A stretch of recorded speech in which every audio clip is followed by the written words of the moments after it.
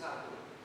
Yang kedua, dari aspek sosial, ya, Parmalim sesungguhnya dia terbuka. Karena nanti di masyarakat Batak ada upacara-upacara yang berdimensi pada sosial, misalnya perkawinan yang lain.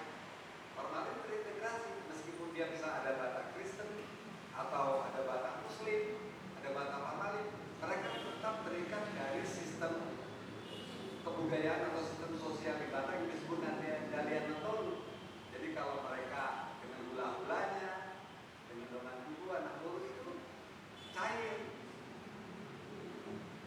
Itu yang menarik sebetulnya, ini juga jarang dituliskan sama orang. Jadi seolah-olah terpisah. Nah, dalam aspek bernegara juga seperti itu. Jadi bisa dibayangkan masyarakat Batak pertama mendirikan sekolah yang namanya Parmalim School dalam bahasa Inggris, itu warga Parmalim tahun 1928. Jadi bayangkan, the modern Batak people at that time, ya, di eranya itu orang Parmalim, sementara Batak yang lain belum kepikiran bikin sekolah. Nah, di buku saya ada ini. Jadi mereka udah sangat istilah saya itu sangat kosmopolit pada zamannya. Nah, inilah yang kadang-kala orang suka keliru.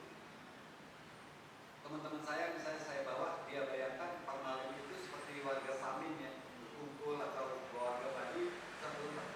Nah, nanti kalau Mbak pergi ke hutan tinggi di mana pusat itu sudah terjadi, paling beberapa kakak aja dari sana. Tapi begitu upacara, ada yang dari Medan, ada yang dari Pekanbaru, ada yang dari Malas sampai Papua sana datang ke. Jadi berkumpul di sana. Jadi kalau kita lihat, ya udah sangat modern sekali. Nah, inilah yang hal-hal yang kadang-kala kita nggak melihat itu sebagai satu hal yang menarik sebetulnya. Ya. Jadi di Batak sendiri itu sebetulnya banyak hal-hal yang bersifat sosial ya. Misalnya dari hubungan marga, mereka sangat kuat sekali gitu. Ikatan dalam yang mereka miliki. Nah, yang terakhir tadi menyinggung soal yang dikatakan tadi, sampai hari ini aliran kepercayaan itu di bawah naungan Menteri Pendidikan dan Kebudayaan yang lainnya. Nah, inilah saya kira tantangan sebetulnya ya, ketika negara mempersepsikan semua ekspresi spiritual masyarakat yang native yang dianggap lokal itu kebudayaan. Pertanyaannya, apakah mereka itu menganggap itu kebudayaan? Bagaimana mungkin kita menganggap itu sebagai kebudayaan? Bagi mereka itu spiritualitas. Nah, inilah persoalan negara di dalam meletakkan, ya itu tadi soal kesetaraan dan demokrasi, praktik demokrasi yang ada. Nah, ini memang jadi tantangan kita. Mungkin saya bilang, ya memang ke depan Indonesia harus lebih berani lagi. Jadi sebetulnya, ya kalau memang ada Menteri Agama, semuanya di bawah naungan agama. Kenapa yang satu di kebudayaan, satu di agama? Di agama seperti apa lagi? Nah, ini problem-problem politis ya. Kalau saya mengatakannya yang memang perlahan kita harus selesaikan. Dulu yang ekstrim masanya Gus Dur jadi presiden. Gus Dur mau menghilangkan itu supaya apa? Jangan ada lagi dikotomi ataupun pemisahan ya, yang sebetulnya merugikan yang lainnya. Nah, ini pengalaman saya misalnya ya, dari pengalaman hampir lebih dari 20 tahun. Karena saya pertama sekali bertemu dengan warga Parmalim itu waktu saya mahasiswa di tahun 89.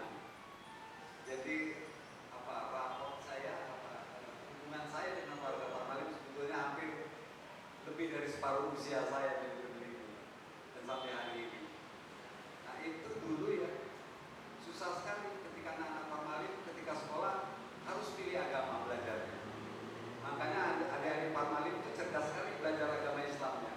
Pintar tahu sholat itu apa segala macam karena mereka belajar. Karena memang nggak boleh belajar Parmalim. Nah, 2-3 tahun belakangan, terutama di daerah Kobasa, sekarang sudah ada pelajaran agama Parmalim. Jadi orang Parmalim yang mengajarkan. Perubahannya sudah luar biasa. Kalau di tahun 80, 90 itu sulit sekali. Jadi adik-adik sekolah cerdas-cerdasnya seperti apa, begitu pekerjaan ditanya agamanya apa. Nah, ada yang jujur, saya Parmalim, langsung tolak. Mau jadi tentara di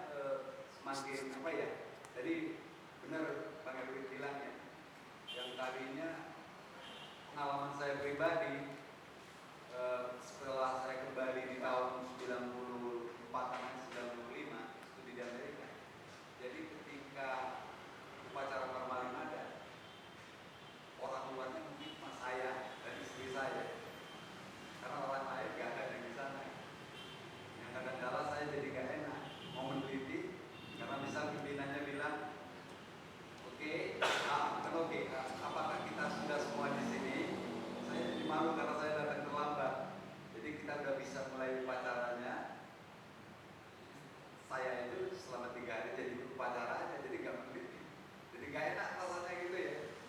Sampai teman saya ada satu orang Australia, saya bawa ke sana, dia nangis. Orang Australia susah ya, orang Barat. Dia nangis, dia bilang, saya nggak akan pernah mau datang kemari lagi. Karena apa? Karena saya merasa mengganggu hadir di situ. Rasanya dia nggak apa namanya, nggak enak di situ. Duduk melihat seperti apa, ada orang lagi apa namanya ibadah yang seperti itu dengan kita, itu dia nangis. Dia bilang, saya nggak akan kembali lagi kemari karena saya merasa pasti saya mengganggu di sana. Nah itu soal etika itu seperti itu. Nah inilah yang saya pikir hal-hal yang sederhana, hal-hal yang fundamental seperti ini, inilah yang perlu yang saya bilang tadi. Apa namanya, kesadaran keberagaman kita itu masih di tataran pasif. Nah mestinya kita harus naik kelas kesadaran keberagaman kita itu ke wilayah aktif, agar misalnya benturan-benturan sosial, benturan yang lain itu tidak akan terjadi. Jadi sebetulnya saya kira apa ya, bau utama itu tadi ya, soal karena terus terang belakangannya di wilayah Toba itu banyak soal lingkungannya, soal alam, soal yang lain. Pertanyaannya kita mencari inspirasi di mana untuk merecover keadaan itu, keadaan sosial seperti itu Pak Dokter bilang tadi, keadaan sosial kita yang sudah seperti itu, keadaan apa namanya ekonomi kita yang sudah seperti itu, yang lainnya. Nah saya ingat sekali mengikuti satu upacara tadi saya bilang ya, ada seorang ibu nangis luar biasa karena dia diumumkan dia miskin. Jadi harus dia diberi sumbangan sama saudara-saudaranya yang lain. Itu nangis. Jadi orang Parmali kalau dibilang miskin malu. Karena apa? Dia merasa enggak, aku masih bisa, tapi enggak. Ada mereka apa namanya semacam kesepakatan ini harus dibantu. Sementara kita di mana-mana merasa mengaku miskin. Gila kan? Sebetulnya penyakit korupsi itu sebetulnya bukan penyakit miskin, tapi penyakit orang yang berbeda miskin. Karena dia merasa kurang terus. Saya belajar satu nilai waktu itu ya, saya lihat itu nangis ketika dia diumumkan karena dia malu dibilang miskin. Kalau bangsa kita bisa mengadopsi nilai moralitas yang seperti itu, saya yakin nggak ada penjara lagi untuk koruptor, nggak ada ya orang mau korupsi, malu dia. Karena udah lebih dari cukup dia. Itu yang saya bilang, hal-hal kecil gini sebetulnya nilai-nilai moralitas gini, kenapa nggak diadopsi kalau memang benar gitu? Lihat desa-desa kita semuanya ngaku miskin kan? Enak jadi sebetulnya jadi orang miskin jadi enak gitu ya. Padahal ya. Nah ini saya lihat, saya ngalamin betul. Jadi ini bukan cuma khayalan. Saya lihat di hari ketiga upacara SIPA 5 biasanya itu mereka bagi jambat dan umumkan siapa yang seperti ada bilang tadi, siapa yang harus diberi santunan karena dia sepakati dia kekurangan. Tapi yang saya terharu juga lihat ternyata orang yang dibilang kekurangan malu diri dia. Itu yang saya bilang bagaimana spiritual itu menanamkan rasa pride, rasa harga diri yang tinggi luar biasa.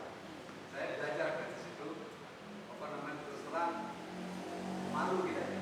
Jadi justru lebih tinggi rasa bersyukurnya mereka ketimbang rasa menerimanya seperti itu. Nah itu salah satu etika yang kemarin saya coba teman-teman dari ekonomi juga mulai belajar atau studi tentang Parmali bagaimana ekonomi itu bisa apa ya, bisa tumbuh dan dikerjakan seperti apa supaya melihat sisi dari bagaimana mereka mempraktekkan kehidupan ekonomi sosial mereka. Nah itu ya, karena apa? Saya melihat satu yang hilang terutama di dalam mentalitas masyarakat kota di kita itu kontribusi, Pak. Jadi kelihatannya ada kecenderungan di bangsa kita itu kita mau reward. Jadi apapun dari pemerintah yang dilakukan itu reward.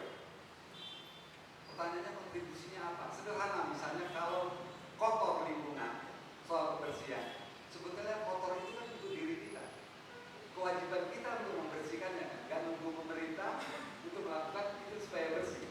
Nah saya belajar dari masyarakat Parmali itu hampir nggak ada sampah, nggak tahu juga gimana caranya. Jadi pelan-pelan ada yang sambil jalan itu bersih aja terus.